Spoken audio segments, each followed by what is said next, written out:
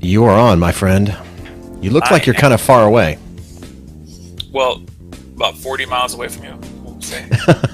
No, your camera looks like you got a fisheye or something going on. Oh, do you want me to get in closer? I don't know. They don't see me right now because I'm getting into the Facebook. Nice. Nice. Am I closer now? Can you hear me now? Can you hear me now? No. You're still the same distance away, man. Well, I moved it closer. All right. Looks. All right. It's all right. It's not bad. Not bad. All right. We'll get it closer and closer as we. We'll be all right. We'll work with it. Okay. All right. Today we're talking a little bit about trends. No, not trends. Today's Throwback Thursday. Where are you at, man? Oh my. Throwback goodness. Thursday. We're going to talk about when you should drop the price of your home. Right? Yeah. There's some homes out there. I want to ask you about that. Some tips on adjusting for the market. 5 red flags to watch out for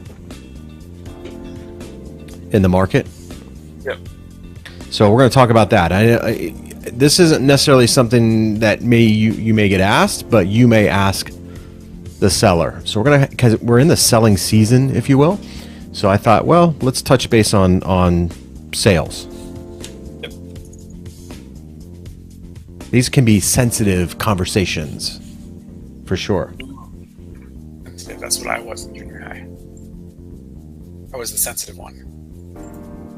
If we had a boy band, I would have been the sensitive one. All right. Throwback Thursday. Did you see those slideshows for tomorrow? We got No. one or two properties here. I got the 2 listings, right? And I put them on 22 minutes here. Slideshow. I did see the one yesterday that said, hey, this could be featured on tomorrow's episode or whatever. Well, there's 2 on Feature Friday. Yeah. Yeah. So, Nice. I'll be doing the open house on the Mesa property on Sunday, so that'll probably be the one we featured this week, and I'll do the open house next week on the other one. But I do have 2 open houses for each one this weekend. So Saturday and Sunday, they're both going to be covered. It's just I'll be at Sunday at Mesa's. Doing the Choya house on Saturday. Nice. Nice. All right. Getting So everyone ready, who's- everybody. Yeah, everybody's watching. Just stick around. We're going to talk about some 5 red flags that you should be watching out for in the market, especially if you're selling your home, and also when you should look at maybe reducing the price in your home. Yes, like it. Well, the reducing part is I'm not a fan of doing that, but yeah, I like the topics. I guess I should say. Yeah. Yeah, the reducing part is a tough one. It's a tough one. Nobody wants to reduce the price of their home. Okay, share. We're taking this time to share it out. So if everyone... I have become super efficient at sharing. I have already shared it out. You are super efficient, man. I'm still sharing here. We won't need 10 minutes moving forward. Yeah, we may have to cut this down, huh? It would be nice if we had somebody else working it in the background, sharing it for us while we could just get to the show. That would be nice. Right. Hey, too, in the live streaming world right now, there is the NAB. I'm not sure what that stands for, National Association of Broadcasters or something like that. Okay. It's in Las Vegas, and they do a lot of live streaming stuff. So if you're interested in live streaming, that's something to check out on YouTube. There's quite a few things that'll be happening, I think, tomorrow, Saturday, maybe Sunday. A lot of live streamers. Yeah. New technology, Facebook, I think will have some stuff to share there. Facebook Spaces. Facebook Spaces, that definitely will be a hot topic, and there is no mistaking that Facebook Spaces, the timing of that release for this, national event for the NAB, was pre-planned, I would say. Yes, kind of like how they schedule what day movies are going to be released. Yes. let's see. Let's get back to the show. I'm just chilling on the Facebook waiting for our show to start because I'm done sharing. But we'll get back to our... I'm posting it out to a couple places here. Bear with me. Then we'll get started. We got about 4 minutes. Man, 4 minutes? Wow. That's what I'm saying. I'm so efficient. Yeah, you are. My gosh.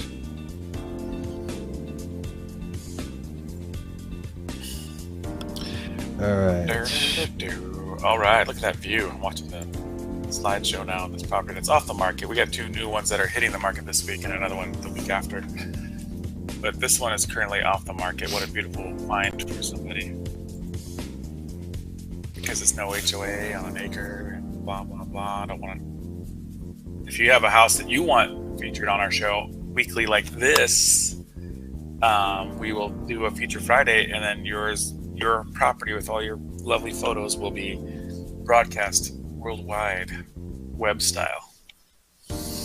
Nice. And on the replay on YouTube. So it's going to be forever broadcast. Forever. Like a tattoo. Hey, speaking of which, are you ready for these hot temperatures here? No. I need more shorts. There used to be polls. I know, right? There used to be not polls, but bets, wagers on when the first 100-degree temperature would hit in Arizona. Last year it wasn't until June. Can you believe that? Was it really June?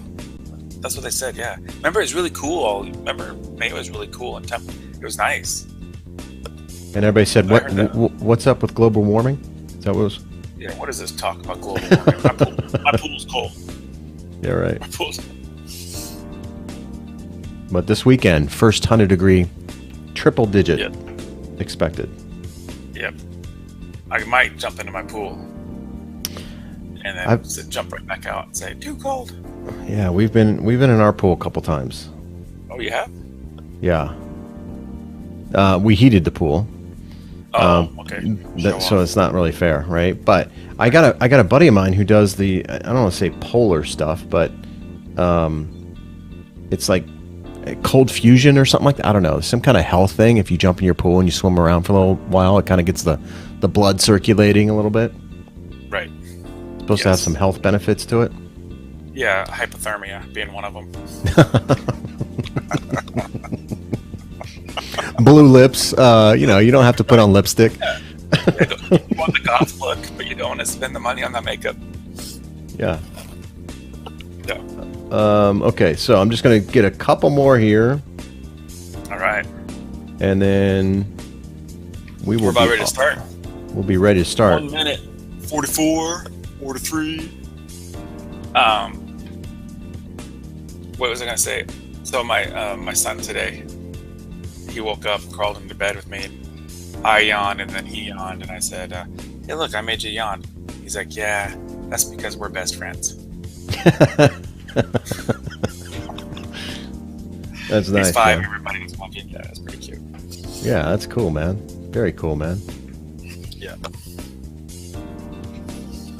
Kids say the darndest things, right? Remember that show? Yes. You ever watch that other one with Steve Harvey? Yeah, that's good, man. I like that. My coffee's gone. I got a thing at 10 o'clock. It's busy day. Busy day. Stop renting and buy Arizona. That is my page there that I got to work on. Facebook's a lot of work, man. Facebook's a lot of work. All right, I'm done sharing too, man. All right, just in time. I am done sharing. I'm done. Done sharing. Done, man. Can't take it anymore. That turn around, the horse. Turnout. Yeah, roundabout. I don't know what the hell. I used to have horses too, and I can't remember what that stuff's called. Yeah. Now you have a heated pool. Yeah. I don't heat it all the time. It's expensive. Oh. Special occasions. I self-heat, if you know what I mean. Yeah, there you go. People said the pool's pretty cold. Not about 3 feet around me. All right, here we go, man. Let's do it. All right.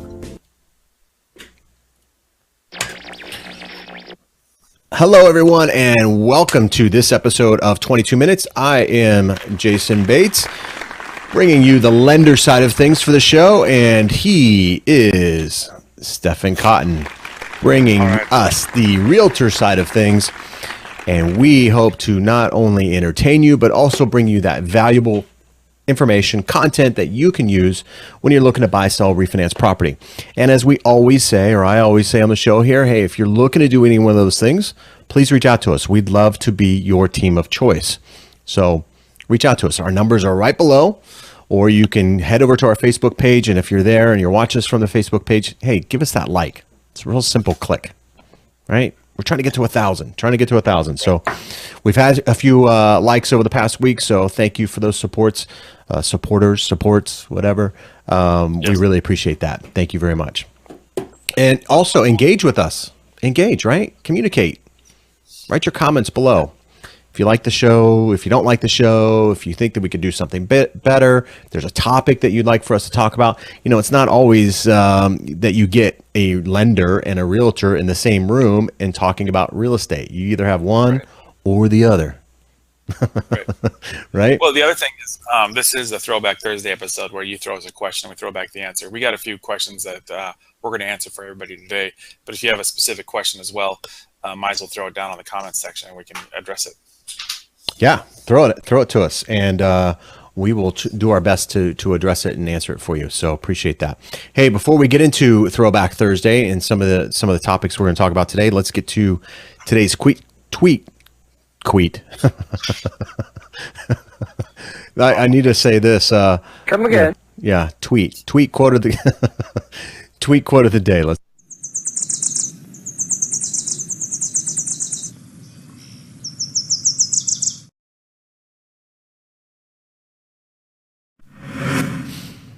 And it's not really a tweet. Well, it is a tweet, but it's not really a quote other than stay on target. You know, I saw this one and I thought, man, that's pretty good. Yeah. The Star Wars theme thing, right? Your son would probably enjoy that one. Yeah. Is he a Star Wars fan?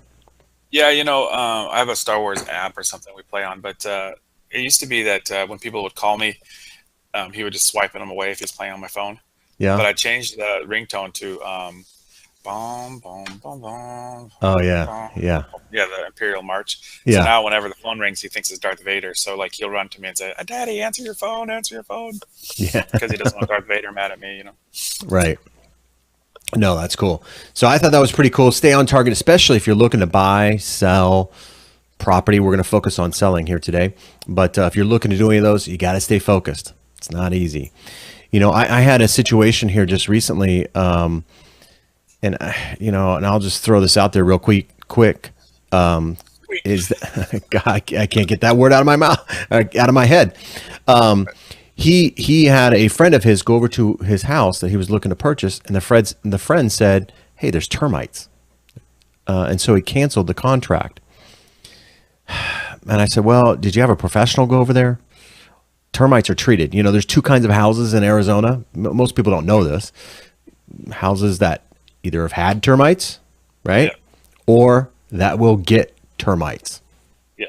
Those are two kinds of houses here in Arizona. So it's not uncommon to have termites here in Arizona. So it's not if or when. Yeah. Yeah. Yeah, exactly. So he canceled the contract. And I got to tell you, man, this price on this home is such that somebody's going to get a bargain. It's not going to be him. Send me the details. I want to buy it. Yeah, it's in Sun City. The other thing is that the seller typically will fix the termites because if you're going to cancel because of termites, they're going to need to fix it anyway because the next person might need it for financing. You know, no termites allowed. Yeah, exactly. So not educated. Yeah, a little. I don't want to say gun shy, but knee jerk reaction. I felt a little bit there, but. You know, hey. You know what I would have said if, like the guy said, you got termites here? I was like, great. Let's get the seller to cover these costs before we move in, right? I mean, let's have the seller fix it before we move in, and I don't have to spend the $400 that it costs. It's $400, really. So it's not even crazy. Yeah. Well, he didn't have a realtor represent him. So that was, maybe mistake number one. Well, no, he's not really. He's a client of mine. He has a realtor, Uh-oh. Would you have an earthquake going there? Oh my god, I got freaked out when you said no realtor. So he had a realtor. Then he saw this property. I think, I don't know, Zillow, something. I don't know. And then he went and, Yeah. thought he could do it on his own. There you go. And so then he didn't have a representation and, I think emotional, right? I think his emotion got the best of him. Anyway, enough of that. Let's get into Throwback Thursday. Let's do it.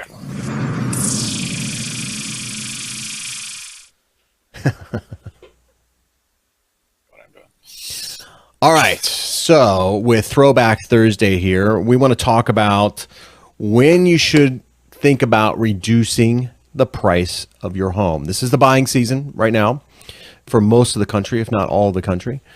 Spring is traditionally a time when a lot of people put their houses on the market, hoping to sell in the summer, thereabouts, getting kids, in the right school districts, whatever, that sort of thing.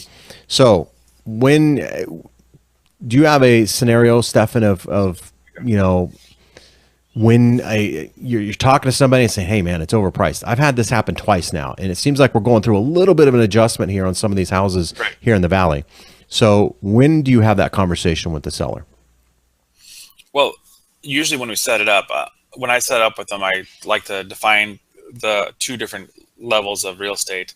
Fantasy land, I call it, where you hope to get for it because you never know if there's a cash buyer or something. And then reality. Reality is what houses have been selling for in the neighborhood and what your house would probably appraise for, because the appraisers don't look at fantasy land, what people are looking to sell it for. They look at what's actually sold in the last 3 months in your neighborhood. Right. So I get them to focus on that, and then more times than not they agree, but sometimes they say, well, can we try $315,000 this week? And I always say, well, if you promise me that we'll reduce it in 10 days if we don't get a lot of showings. The other thing is, if you're not getting one or like 5 showings a week, I would say 1 a day, but five showings a week, that's a good indicator that you're overpriced in the market and that the buyers aren't going to be, they know that it's overpriced too, probably. Well, and that says a lot, because right now we have low inventory. So if you're not getting a lot of showings right now, depending on your price point, of course, I mean, if you're in the $1 million range, you're not going to have as many, but if you're in that sweet spot, 300 and below, even 350, I would say, and below, you should be getting some showings going on there. Now, how would you handle, you're going into a listing appointment. How would you handle a situation, and I don't mean to throw you on the spot here, but I'm sure you get this all the time when you're going to a listing appointment. If someone tells you that, hey, I just interviewed another realtor and they said they could get a higher price for me. Because sometimes I think people hear what they want to hear and don't really listen to the reality, as you mentioned. So how do you handle that with a prospective seller? Well, I usually say, well, that realtor doesn't know how to run comparables then, because you have this easy method called the RPR report here, which is just a button, you press it, and they give you what they think it'll sell for. Mm-hmm. If I say the house will sell for, because I fix and flip houses too, so I'm running comparables daily, maybe 10 comparables a day. If you look at comparables in your neighborhood and the house says it's worth 300, but you go across the street, which is only like maybe literally 200 yards or something, and it's a gated community and it's going for 350, well then I know not to go across that street to the gated community. But the other realtor, or even here's something that's happened, is on the golf course view, you get a 340 valuation. So I'm saying, here's the reality of what your house will probably appraise for. Well, this guy's saying 340. Well, that's because he's looking at houses that are on the golf course or a house that is in the gated community. Is your house, last time I looked out the window, I didn't see the golf course, Right. So, oh, really? So I got to try to, temperament, like, listen, or they might just be saying it to get the listing, right? Yeah. But more times than not, it's just that they don't know what they're doing when it comes to pricing a home. So, okay. So, I guess the main thing here is listen to the professionals here. If you're a seller, listen to the professionals. You don't go to a mechanic to get your body fixed, right? So listen to professionals, I guess, is the takeaway that I would say to a consumer on that. There's a lot of unrealistic expectations out there. I hear it all the time. And sometimes having that conversation with somebody saying, hey, you're wrong, nobody likes to hear that, and that can be tough to take, and that's a tough conversation, especially. I have a pretty good example here to add to, because we did a listing appointment. We sat down with the lady. I said between 340 and 350 is probably what your house is going to sell for. And she said, well, somebody said 370. And I gave that same example. Well, because there's a gated community across the street and there's a golf course view. She's like, yeah, you're right. Let's look at their comparables at the each dollar paperwork just to see what they're seeing. But we listed it for 340, and then we got it sold for 346 with no concessions within a week. Because when you price it right, buyers are excited about it and they're willing to bounce it up. Absolutely. And that's the comparables are a big part of what will sell, or how it will sell, or the price it will sell for. Oops, sorry about that. But the right comparables are critical to that. You know, I've had situations where the comparables aren't really comparables. You can't compare apples to oranges, kind of thing. So having a professional that knows your neighborhood is super important. Now, I want to give some alternatives to reducing the price too, because you know nobody wants to necessarily reduce the price. So there are some incentives that you can do as a seller to help entice buyers to look at your property over others, right? So one of the things that, and I'm just going to throw these out there, it may vary depending on your local market, but offer to pay the points. Offer to pay points, discount rates, that sort of thing. Seller concessions is pretty common here in Arizona, and you know, but paying points in other markets may be an option. Offer to buy down the rate, same kind of thing. Right. So let's explain that really quick, because I'm going to start using this mentality here. If I am a seller. And I always prepare my sellers, 3% for FHA, 2% for conventional, are typically what closing costs are. So you might get, or even the VA, 2%. You might get somebody wanting those stuff. But if we offer to buy down the interest rate for them, how much does it cost to get how much? On average, rule of thumb, 1 point of the financed amount equals 0.25% reduction in rate. That's the rule of thumb. Doesn't always work that way, but 1 point equals 0.25% reduction in rate. So if it's a $300,000 house, that 1 point for everyone that's not good at math is $3,000. So I am the seller. I'm going to offer $3,000 to decrease your home payment at about $300,000. You're looking at, or $300,000. You're looking at maybe $1,800 a month, depending on your financing type. Right. That would drop you down maybe to even $1,730 or something. Save you $70 a month. Yeah. No, it's significant. And as rates go up, that's going to be more and more of an enticement. Right, even that 0.25%, because somebody getting 4% versus getting 3.75, psychologically, that's a big difference, even though the rate isn't that big of a difference. Right. So, it could be an alternative to reducing that sales price, and that $3,000 that you pay to buy down the rate may be less than what you have to do to reduce the sales price. You may have to reduce the sales price by $10,000, right? Where you can pay $3,000, you're still netting $7,000 to the positive.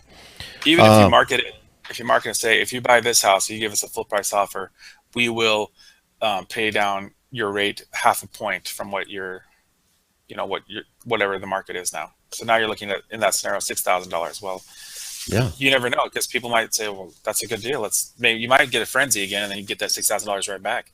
Yeah, absolutely. Pay for the inspections. Home inspections, maybe the appraisal, that sort of thing. In certain situations, it might be in depending on your financial situation as a seller, maybe carrying the contract or a portion of the contract, especially in the jumbo market. That can be a big one. Offer upgrades, offer to have the house remodeled, or I don't know. What does carrying the contract mean? Meaning that, let's say you 80, on a, 20 or something. Yeah, so they carry part of the down payment that you need. Okay. Yeah, so it ends up being like a second mortgage, right? So you have a 20% down to avoid the mortgage insurance, as an example. 10% of that 20% is carried by the seller. You come up with 10% on your own. So you're into it for 10%. You don't have the mortgage insurance because you're 20% loan to value. The seller carries 10% of that down payment. Right. Kind of deal. Could be big on, yeah, 30-year amortization with a 5-year call or something. Yeah, exactly. So Okay. Cool. that sort of thing. I've got one of those going right now as we speak, as a matter of fact. So it works out well. Offer upgrades, offer an allowance, for carpet, that sort of stuff. Maybe new appliances. New appliances could be a big hit. Yep. Especially when you're showing some of these homes and they have outdated appliances, that can be a turnoff for somebody walking through your property. Put it in the offer or put it on the MLS or tell your realtor, hey, we understand, we get it. No need to lowball the offer. We'll replace the appliances if you give us a full price offer. Right. Maybe prepay the utilities as an incentive, and prepaid any kind of services, yard work, pool work, golf course, like you mentioned, golf course, green fees, whatever, that sort of thing. So those are incentives that could be offered in lieu or in place of having to reduce the sales price. So I like them. So hopefully that would help. Educational stuff. Yeah, good stuff, right? Now, I want to talk here a little bit here in the last 5 minutes. So let's talk about adjusting to the market. And this is happening here in Arizona, in Phoenix. I have a situation right now that this happened to, and I think I've spoken to you about it. 1 minute you put your house on the market. You're the best price home on the market. Your neighbor down the street is, priced $5,000 above you or whatever. And then the next week, another neighbor places their house on the market, and all of a sudden, you're not the best priced house on the market. So adjusting to market conditions, I want to talk about some red flags, 5 red flags to watch out for. You mentioned one already, right? No showings. Right? No showings. Not enough. One a week in this market isn't enough. And talk about the timeline for that. You put your house on the market, that's when you pretty much get the most buzz, right? Right. I'm going to tell you one of our secrets for those that are out there, because yesterday I put some photos up. We have a system for listings, and what we do is we list our house on Thursdays. Why? It's not that simple because you have to backtrack photos and stuff along the way. Because Thursday night, when I put it on the market, the auto emails go out to you, the buyer, Thursday night. You might look at it Thursday night, but you might look at it Friday morning when you're trying to line up your stuff for the weekend. It puts you fresh in the mind of the buyer, so that way, like, oh wow, this one just hit the market. Yeah, let's check it out for sure on Saturday. Right. So, and in fact, when we talked about the price reductions or something like that, maybe. If we wanted to add the incentives and stuff, I would also do those on Thursday, not on a Monday or Tuesday, because on a Thursday, hey, remember this house that was 205? It's 204 now, but it looks like they're going to offer us a point or something, Right. So get them through the door on the weekend.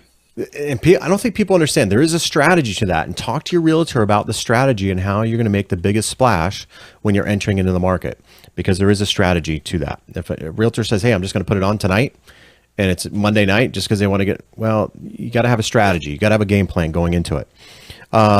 Number 2 red flag here. I should probably change my thing here. There you go. Don't ignore the red flags. No offers. Right? You're not getting offers. No offers. Right? Yeah. No showings, no offers. So no offers on your house. You need to do some adjusting to the market. Right? What about lowball offers? Those can be offensive, right? Yeah, we've had a pretty lowball offer on one of our listings, about $90K lower than it's a big property price, but $90K lower. And we've gone back and forth, like 3 or 4 counters, didn't make the deal work, and they just came back another this week with a higher offer. So now we're only about $25K off. So we're getting closer. But I would say, here's what I say about lowball offers. It's a red flag, kind of. But if you're getting a lowball offer, ask your realtor, is this a realistic offer? Be straight up with me. Is this something I should expect to see? Or if it's a lowball offer, always counter. I mean, I did one deal where it was 5 counters. It was an offer price and 5 counters to get the deal. I mean, and I was the buyer, so we started off low. We were the lowball offer, but right. we got the house at a price that was appeasable for both parties. But we had to get there. There is a strategy to that too, right? I mean, if you're the buyer and you want the cheapest, that you can get. I mean, I've had people go over $1,000. You know, $1,000 makes or breaks the deal. I think that's splitting hairs a little bit, quite honestly.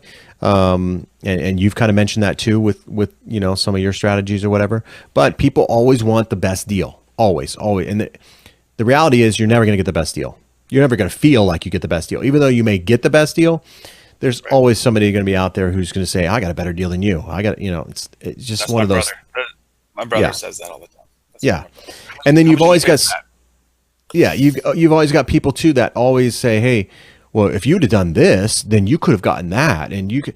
There's all kinds of different strategies. You know, you ask 3 different people, you get 3 different opinions. Right. So go with the people that you trust, who have the experience and know the market on that. Number 4, red flag, would be agents' comments. Right? Maybe an agent has come through, toured the property, pre-showed the property or whatever for one of their clients or whatever, and they give you some feedback. You got to be willing to take that. You got to have some tough skin. We try to get our houses on the property tours and get somebody to walk the tours, because a property tour is when another like 10 or a dozen agents have properties in the same area, and they all go together, look at each other's properties, and give honest feedback to give to the sellers. You know. Yeah. Be willing to listen to that feedback. And then number 5 here, I mentioned it before, was, you know, one week you're the best price, the next week you're not the best price property. How would you handle that? I would be a little like, oh man, my neighbor undercut me. I have that exact same situation. That neighbor undercut this other client. The appraisal then was done on their property because they went under contract. Well, the appraiser had to use that as a comparable. Yeah. Which brought down the value of their property by $6,000, which is significant. And that was a little disappointing for these people. No question about it. So what's your best advice on that? Is that just a bad? Well, you know, you try to position your property as the best one for the best value. We always compare it kind of like to a car or something. You know, if you have 2 of the same, let's say you're looking for, a Mustang, and you have 2 Mustangs, both for $15K. But one of them has a stereo and the sun, you know, like the sun light, or, you know, skylight stuff. Yes. Yeah. All the stuff with it, you know, nice wheels. And which one do you like better? Well, then we like the one with the best value. So if yours is $6,000 above that property, can you justify it to the consumer? Yeah. Or is that the thing like, hey, we're at whatever, 300,000, but at this price we'll pay that 1 point, like we talked about earlier, you know. Yeah. Make it, that's how you beat the incentives, you know. Hey, they're not doing it, we're going to do it. Yeah. Yeah, this situation, the appraisal really kind of hurt them a little bit, but you know, just look at the whole totality of things. Listen to your realtor, know your market, don't be afraid to ask your realtors, you know, tough questions, and don't be afraid to receive tough answers. Don't be so narrow-minded on what the market is actually doing, I guess, is our best advice for that. So watch out for those red flags. Hopefully we gave you some good advice here on how to handle and strategize the sale of your property, as a lot of people are hopefully, you know, putting their properties on the market currently, looking to upgrade or whatever. And certainly if you're looking to do that, reach out to Stefan and his team there. They'd be happy to represent you in your sale of your property or the purchase of your property. So please reach out to us. Don't forget to like our Facebook page. We're going to wrap things up here for today's Throwback Thursday. Do you have anything you'd like to add, or anything at all, Stefan? No, it was a great episode, man. I thought we had good content. Yeah, it's good stuff. Good stuff. All right, everyone. Have a great day. We do this Monday through Friday, 9 a.m. I know we skipped a couple days here. Apologies about that. We got sick. Hey, we're human. It happens. But tomorrow is going to be Feature Friday and Reflection Friday. So join us for the live show at 9 a.m. Arizona time, and catch the replay on YouTube. Don't forget to subscribe and give us that thumbs up.